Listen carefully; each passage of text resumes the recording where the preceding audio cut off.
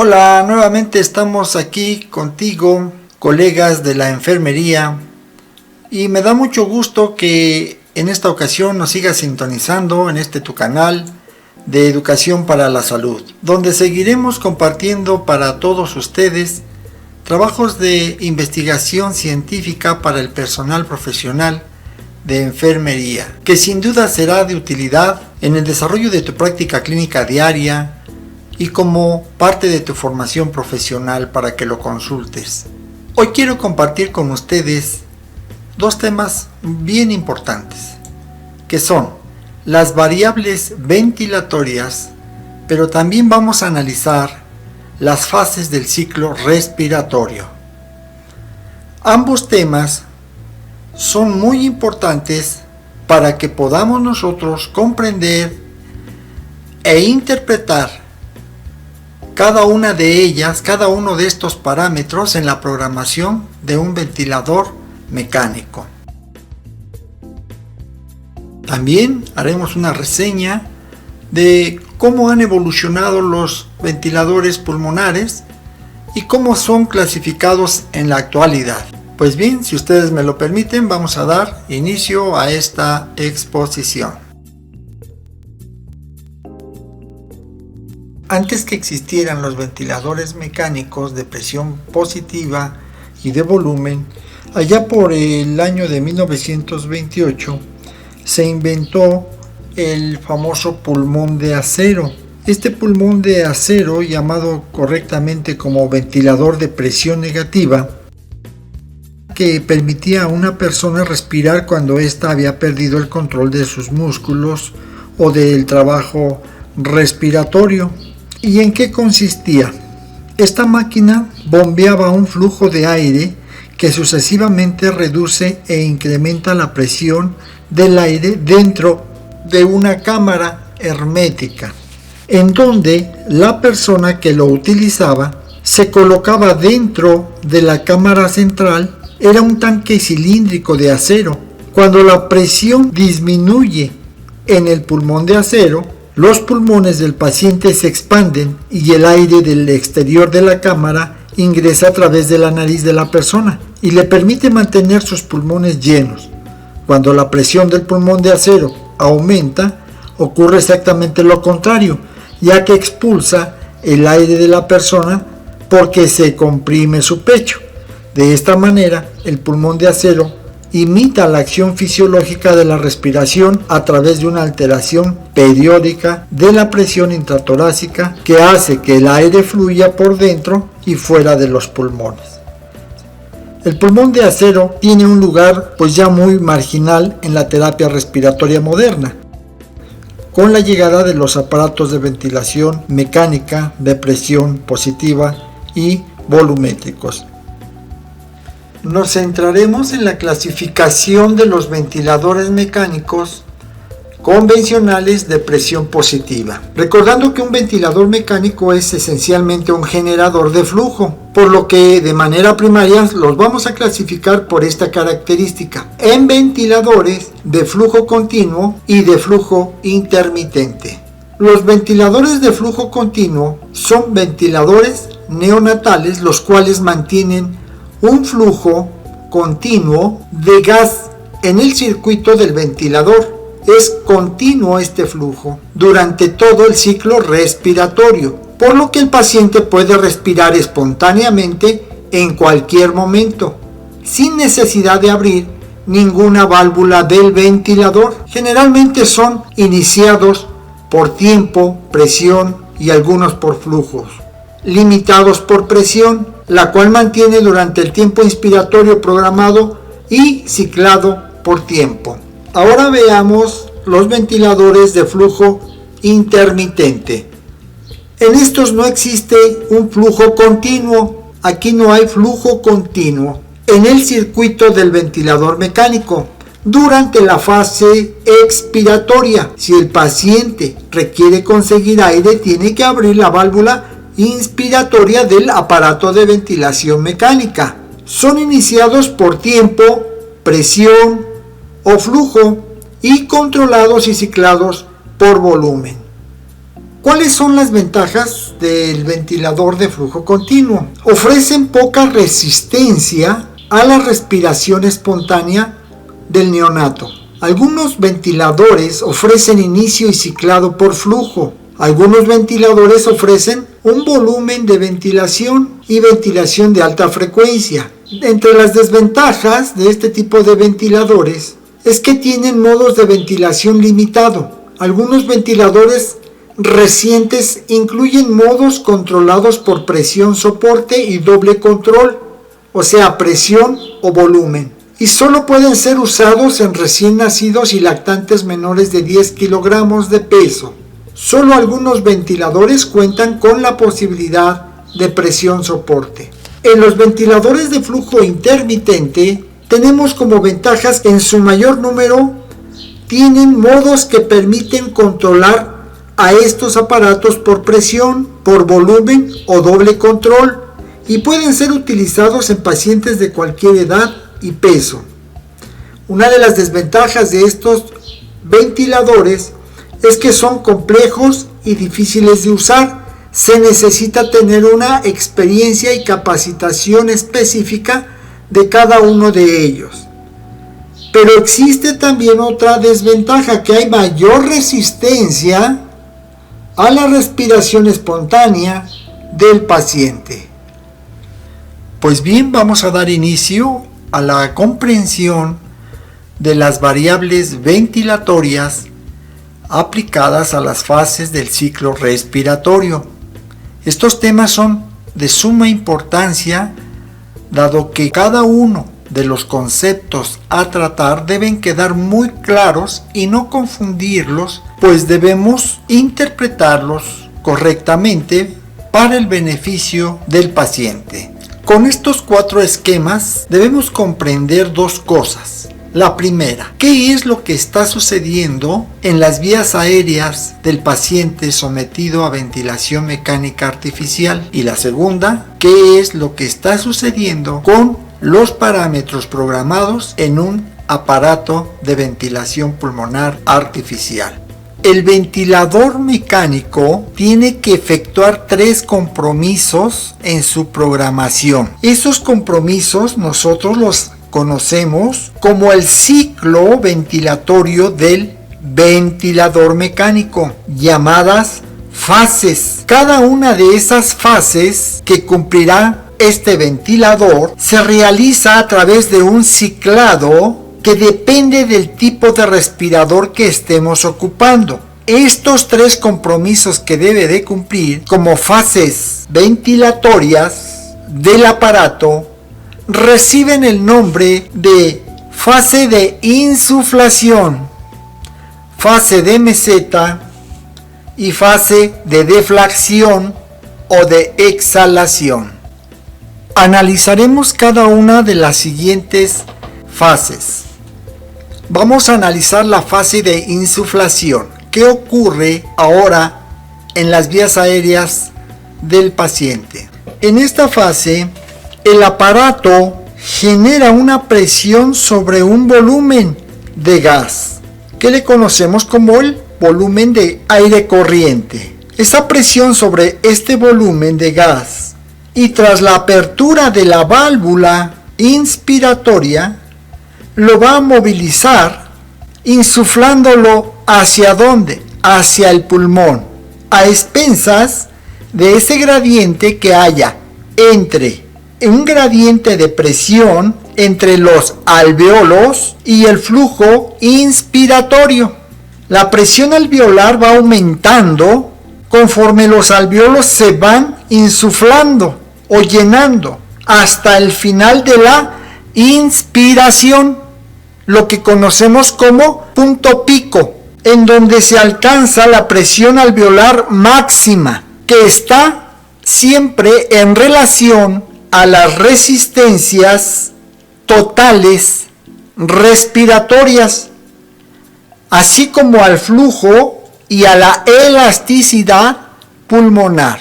Pues bien, la siguiente fase de este ciclo ventilatorio corresponde a la fase de meseta, en donde el gas introducido se mantiene durante un tiempo dentro de los pulmones para que se facilite la entrada a los alvéolos. La presión medida en la vía aérea o presión meseta corresponde a la presión que ejercen los alvéolos y depende de la elasticidad y compliance pulmonar del paciente. Pues bien, la tercera fase del ciclo ventilatorio, que la conocemos como la deflación o exhalación, se inicia con la apertura de la válvula expiratoria y ocurre de forma pasiva después de la pausa inspiratoria. Esta es la pausa inspiratoria, la meseta, y aquí inicia la fase de deflexión, la tercera fase. Esto ocurre de forma pasiva y dependiendo solo de la retracción elástica del pulmón insuflado. Los respiradores incorporan una válvula que puede contener una presión positiva al final de la expiración o exhalación, que le conocemos y que analizaremos más adelante con el nombre de PIP o presión positiva al final de la expiración. Entonces vemos la tercera fase después de el término de la pausa inspiratoria y es la exhalación. Estas tres fases también están condicionadas por un tiempo determinado que más adelante vamos a analizar. Recordando que desde el inicio de la insuflación, con la entrada de una presión determinada y hasta la apertura de la válvula exhalatoria, consideramos el tiempo inspiratorio y el tiempo expiratorio después de la meseta hasta el final de la expiración o exhalación, que le conocemos como tiempo expiratorio. Pues bien, las variables que hacen posible que se desarrolle todo este ciclo ventilatorio mecánico son de tres tipos, que son las variables de control, que son las variables de fase y las variables condicionales, las cuales vamos a analizar por separado. Las variables primarias de control son aquellas que el ventilador manipula para lograr la inspiración y que ésta se mantenga constante a pesar de los cambios en la mecánica ventilatoria. Ahora bien, hay variables primarias de control, las cuales pueden ser de presión o de volumen. Por lo tanto, los modos de ventilación pueden dividirse en dos grandes grupos: los limitados por presión y los limitados por volumen. Un ventilador mecánico puede controlar en cada momento solo una de las tres variables, ya sea la presión, ya sea el volumen o el flujo. La variable que se controle se establece como independiente. Si estamos trabajando un ventilador controlado por presión, esta es independiente a las otras dos, que vendrían a ser el volumen o el flujo. Las otras dos dependerán de las características mecánicas del sistema respiratorio del paciente. Hoy en día existen modos de control dual que permiten el cambio automático entre el control de la presión en esa modalidad a control volumétrico para garantizar la ventilación y maximizar la sincronía con el paciente y que no haya asincronía ventilatoria en los ciclos respiratorios. Por lo tanto, las variables primarias de control podríamos considerarlas de la siguiente manera. Si están controladas por volumen, y aunque el término volumen controlado, en realidad el ventilador controla el flujo inspiratorio. En este tipo de ventilación, el flujo inspiratorio y el volumen circulante programados se mantienen constantes y constituyen las variables independientes. El tiempo inspiratorio viene determinado por el flujo y el volumen prefijados, mientras que la presión depende de la resistencia de las vías aéreas y de la distensibilidad tóraco-abdominal.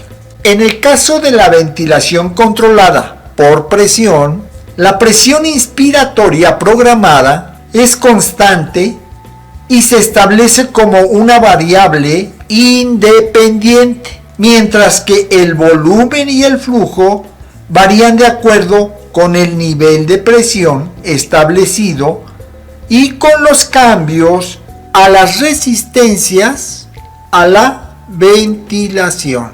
El tiempo inspiratorio se prefija en el ventilador, mientras que el flujo disminuye a medida que la presión alveolar se aproxima a la presión aplicada a la vía aérea, como ya lo habíamos anteriormente explicado.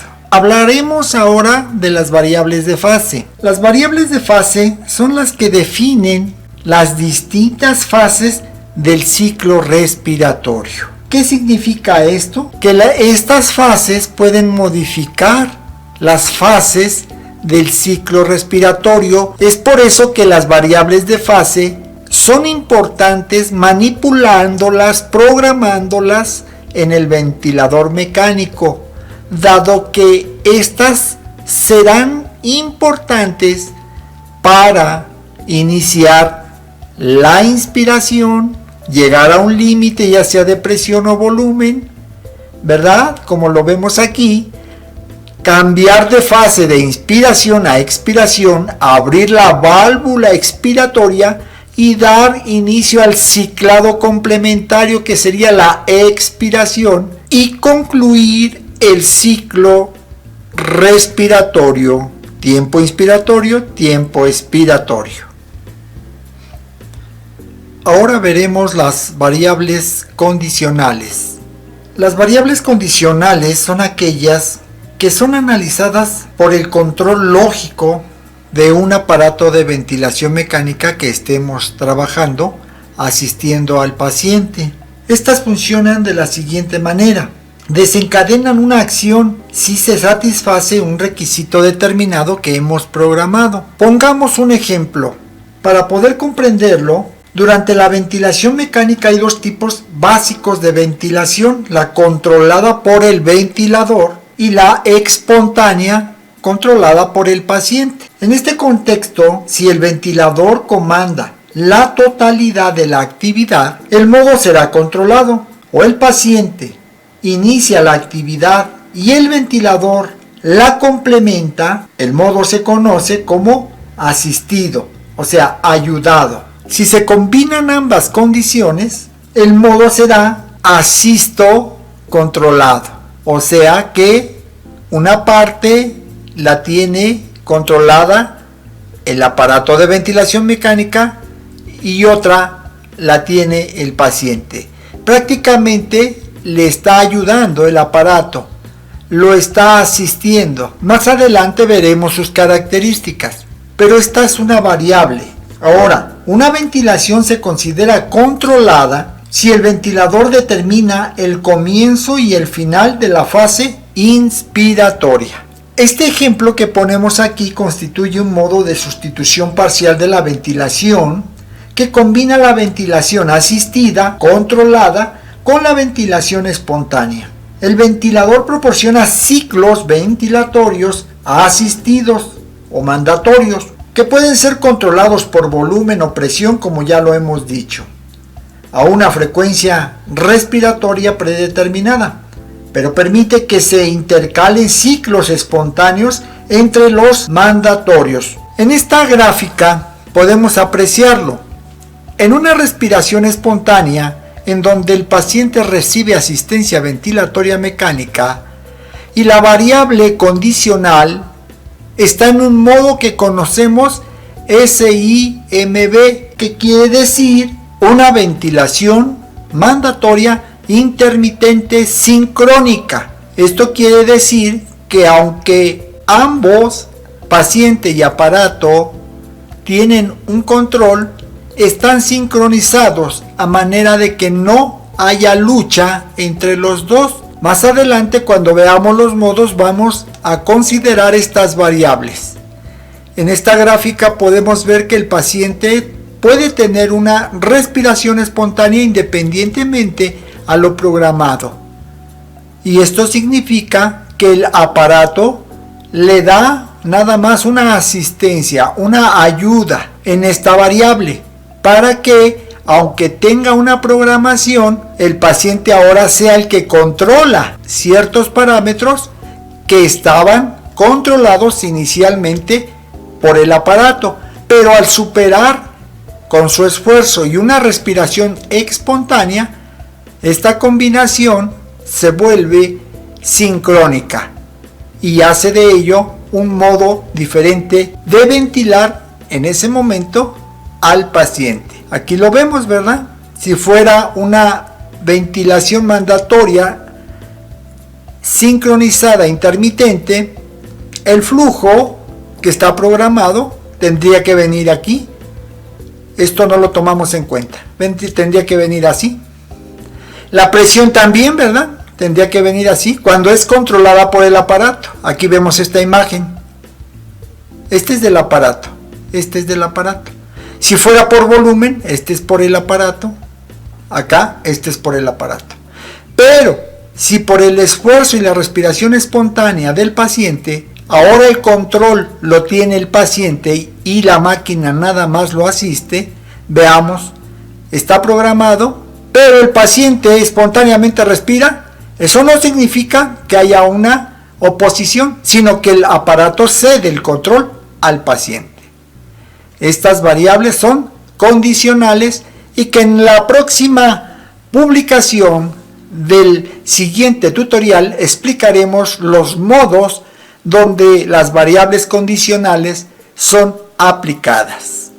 Pues bien, queridos amigos, enfermeras, enfermeros, personal de la salud que está sintonizando este canal, les agradecemos infinitamente el favor de su atención, no sin antes hacer el compromiso de investigar a profundidad este tipo de investigaciones que nos permitirán ofrecer un servicio de calidad para quienes trabajamos en las terapias intensivas.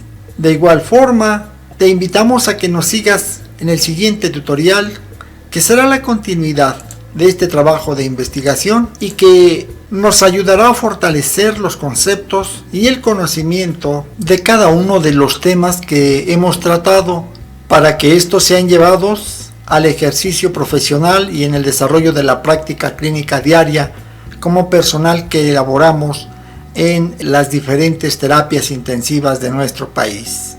Asimismo, esperamos tus comentarios, tus sugerencias y tu suscripción si no lo has hecho. Y bien, pues si te gustó, pues ya sabes, una manita para arriba y si no una manita para abajo, para que sigamos mejorando la aportación de cada uno de los materiales que les estamos presentando. Pues no nos despedimos, sino decimos hasta la próxima y que toda esta información sea de utilidad para todos y cada uno de ustedes que la consultan en tu canal, su canal favorito de educación en enfermería, educación para la salud. Hasta pronto.